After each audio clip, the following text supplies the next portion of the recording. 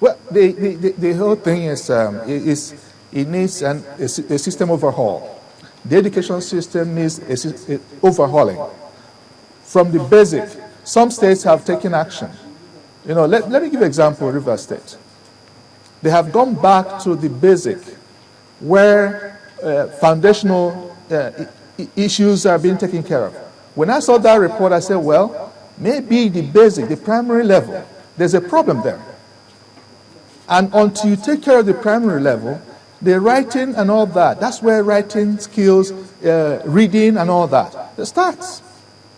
Okay? So that we need to really invest. And again, let me give other countries who have also done well in education systems. Take, for instance, Israel, the nation of Israel. A recent report I read showed that they are more interested in the input. The quality, well, the conventional education system focus on the output, but they focus on the input. And that is the teachers. What kind of teachers do they have? What kind of training have they gone through? And I've been involved in teacher training in the past. And I found that most teachers who have spent 15, 20 years in the classrooms were only attending training for the first time. And that was in 2004, 2005. I was in Taraba State. And we had to teach teachers under the tree. And these people, you find that they're not even, you know, every profession has a calling. There's a calling to every profession. They're not passionate to learn. They're just maybe those that, you know, didn't have a job and they got into this and, you know, became teachers by default. And we can trace that to 1970 after the Civil War, when the former administrator of Eastern State, the late Tukwa Biasika, wanted to catch up because of the time lost by the Southeast, who fought the war. You know, he wanted to catch up. He felt that the government will be able to accelerate that.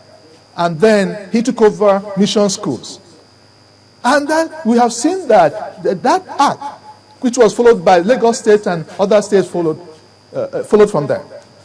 You find that that's the beginning. That was really the beginning of a failure of the kind of education system that we have. And I'm glad that they are now returning back those schools, you know, back to mission schools. We need to democratize education. We need to encourage competition as a nation, as states, and as individuals, because competition brings out the best in us. And by favoring some people while, you know, not favoring the other people, you're destroying those people more who are you're not allowed to compete. You know, there's in ego step profile that usually used in training managers to find out how the impact of their growing up in the way they manage other people in the office. You find that those are nurturing parents. They have if you have a high nurturing parent, you find that at the end, in your growing up, you become a helpless child. You're not able to take decisions. So it affects you in the workplace. You can't take decisions. You can't really stand up to make decisions that will impact or talk in public, or the confidence level is low. So these are some of the things, impact that this thing will have. It's more damaging to those who are being favored, who are allowed to get in with 2 marks or with 4 marks. So it's a very terrible thing. And when you said that the Minister of Education may not be aware of it, from the report, it showed that he was even aware. I wouldn't say that before anything goes out to the public domain, the minister will authorize it. So take for instance my state, Ebonyi State. Ebonyi State is educationally disadvantaged, which on a personal level, I'm working out plans on how to get all the boys on the streets of Nigeria, hawking and all that, back to the classroom. Because one is that you give people scholarship or free education. But you find them out on the streets. Rather than being in a classroom, they're helping their parents in the farms, or their parents are sending them out to different places to hawk on the street. I'm talking about Ebonyi State now. Okay. So the solution is not really in the free education as well, but to make sure that their parents have work to do, they can earn income. Because if their parents are not earning income, they are bound to send their words to make money for them, so that they can feed. Let's take a look at those cutoff marks again in this. Yes, it should pop up. And if you look at this, I mean, if they have to go through all of this, it's clear when they talk about no person should be discriminated against based on gender, for one, and then you see those marks where maybe the second or the third one slide which will pop up, and you see states as Yobe, where you have to score 2 as against maybe someone from Enugu who's got to score 134 to get admitted on the same exam. And you ask yourself, isn't it common knowledge that these are innately discriminatory and they shouldn't even stand in the first place? Yet, we have this one. Look at that one. Yes, Zamfara, Taraba, Yobe. Sometimes it's as unbelievable as it is, it's true. Yeah, when you look at it, that the name of the school is Unity School, right? Yeah. But by this policy, you're causing disunity. The whole idea is to unite this nation. But by this discriminatory policy, you find that you're actually disuniting the nation. Because again, how are they going to perform? Even when somebody, for instance, Anambra State, 139. But you know that Anambra State, at a point, had a high rate of boy dropout. Then the governor came in and saw this thing, and he worked hard. He's working hard to bridge that gap.